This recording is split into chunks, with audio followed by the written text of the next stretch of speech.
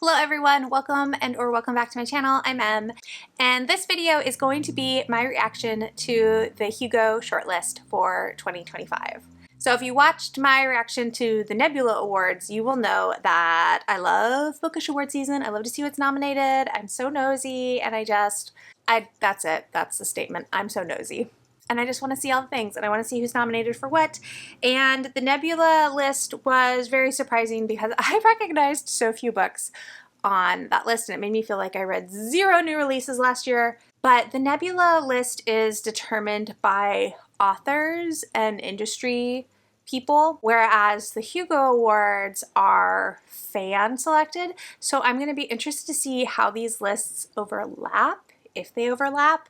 There were a few authors I was surprised to not see on the Nebula Awards, so I'm going to be interested to see if they are included on the Hugo Awards. Like T. Kingfisher was on the Nebula, but Shauna Maguire wasn't, and Nevo weren't, and I consider those two authors to be Hugo darlings, more or less, so I'll be really surprised if we don't see them on this list, but who's to say? So I'm gonna pull it up. I kind of forgot about the Hugo Awards. That's a lie. I didn't forget.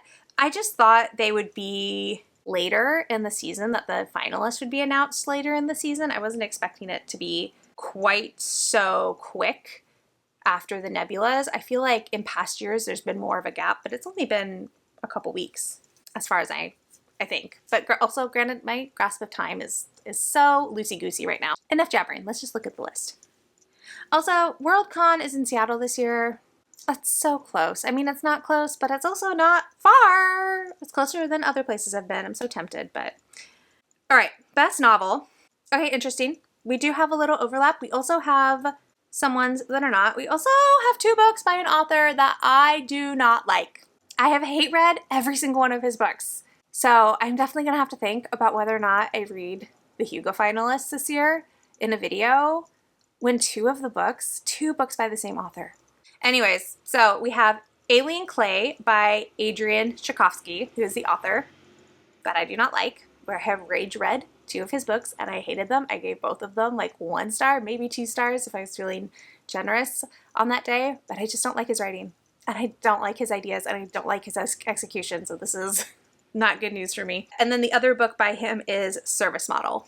So if you are an Adrian Tchaikovsky fan, it's a good year for you. And then The Ministry of Time by Kellyanne Bradley, which I am intrigued by. This is, I think, more literary sci-fi, which I'm going to be honest, I miss big sci-fi. I almost said real sci-fi, and that's not what I mean, but I feel like a lot of the nominations for science fiction, whether it's the Hugo or the Nebula or Goodreads in the last couple of years, were really not nominating like traditional science fiction. It's always more literary science fiction, and I miss seeing space operas on these lists, or like true pulpy science fiction. And then Someone You Can Build a Nest In by John Wiswell. This is also on the Nebula list. This is cozy fantasy horror. And then A Sorceress Comes to Call by T. Kingfisher, which is also on the Nebula list. This is her dark retelling of The Goose Girl, which is a Grimm's fairy tale. And then The Tainted Cup by Robert Jackson Bennett, which this is like, I think, Sherlockian fantasy murder mystery. I actually just got this from Aardvark Book Club. They had it as an option this month because the second book just came out, and I'm very excited for this. This is high up on my list. So that's the novel list. And then for novellas, here we go. This is kind of what I was expecting.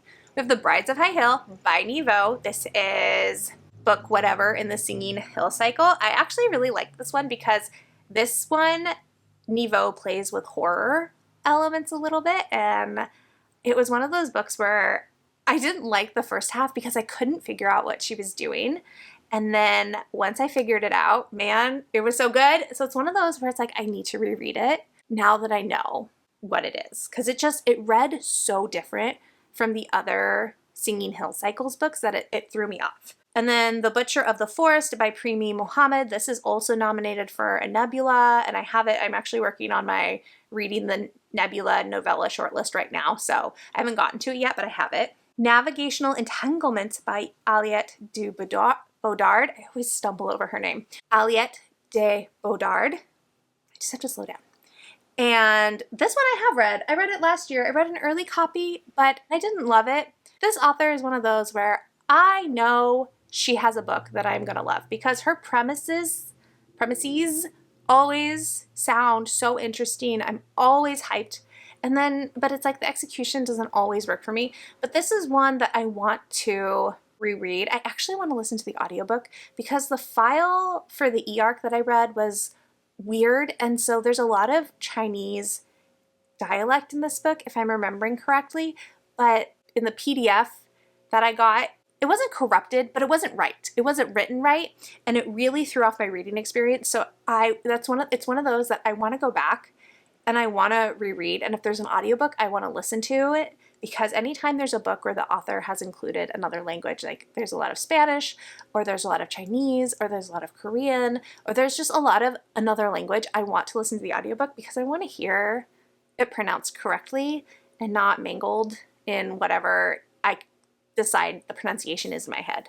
And then we have two that are also on the Nebula list. We have The Practice, The Horizon, and The Chain by Sophia Samatar, which I'm actually reading right now and is very interesting. And The Tusks of Extinction by Ray Naylor. He's kind of turning into like a Hugo and a Nebula darling as well. He's been nominated pretty consistently the last couple years. And then What Feasts at Night by T. Kingfisher. So again, interesting that Seanan McGuire isn't on either list at all. And I wonder if people are just falling out of love with the Wayward Children series because it's gone on for so long. If she's excusing herself from nominations, though usually there's a note. Like whenever Martha Wells does that, there's a note that she's excusing herself. So interesting. This kind of aligns with what I thought. There's quite a bit of Nebula overlap for both categories, but less literary fantasy, and only one book that I would categorize as literary science fiction, whereas I feel like the Nebula is increasingly becoming more literary fantasy, literary science fiction, which is fine. It's not my favorite. I want true genre fantasy, genre science fiction. The literary mashup is usually not my favorite. Okay, and then we're also going to talk about best series because I think this one is always kind of fun. I'm going to go through a couple more. So Between Earth and Sky by Rebecca Roanhorse is nominated for best series. I need to finish that. I still have the third book and I haven't read it yet. Wow, this is really going to call me out on which series I haven't finished yet. The Burning Kingdoms by Tasha Suri is nominated again.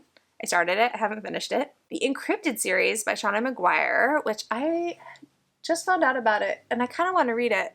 It's 14 books long. That's such an undertaking. Southern Reach by Jeff Vandermeer, which I think is the series that starts with this book, Annihilation. Is that right? The Stormlight Archive by Brandon Sanderson, and then The Tyrant Philosophers by Adrian Tchaikovsky.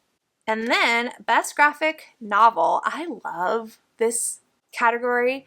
I try to read it every year because I just find graphic novel or comic series that I love, even though when I share about it on social media, those posts never do well, but this is really like, I love this category. So we have The Deep Dark by Molly Knox Ostertag, which is YA. Actually, we have that one. I just haven't read it yet. The Hunger and the Dusk, Volume 1 by G. Willow Wilson, who is the author of the Ms. Marvel graphic novel series. Volume 9 of Monstrous, which I've totally fallen off of reading. That's by Marjorie Liu, art by Sana Takeda.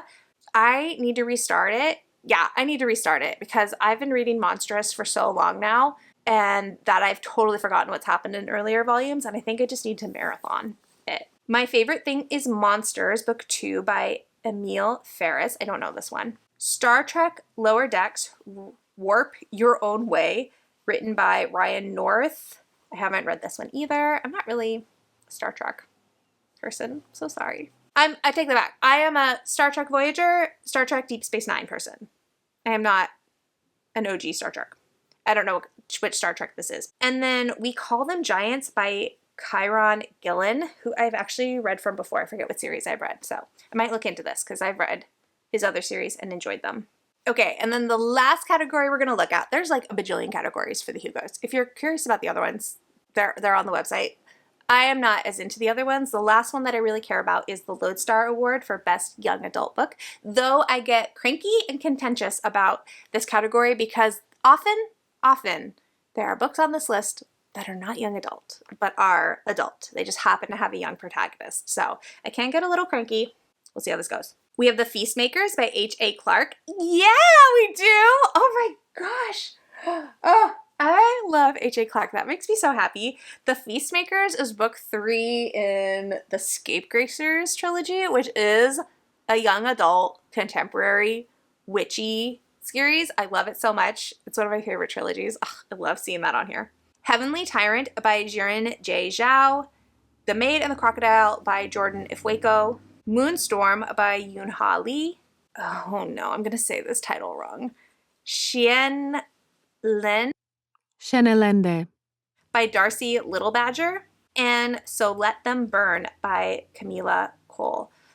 Can we appreciate how diverse the young adult award list is? They're either a person of color or they're queer on this list. That's amazing. I wish the adult lists mirrored that. All right, and then interestingly enough, for the Lodestar Award, Compound Fracture by Andrew Joseph White was nominated, but the author declined the nomination. And that's the only one mentioned, so Shauna Maguire must not have had enough votes. Anyways, okay, that is the Hugo Awards. I will need to think about what I read, kind of like I said, or whether or not about what I read, but I will need to think about whether or not I create any content around this list because, like I said, having so many Adrian Tchaikovsky books nominated is not going to be a good time for me. It's not going to be a good time for me. So, I don't know. I'll have to think about that. But yeah, let me know your thoughts about these lists and which book you would vote for and all things.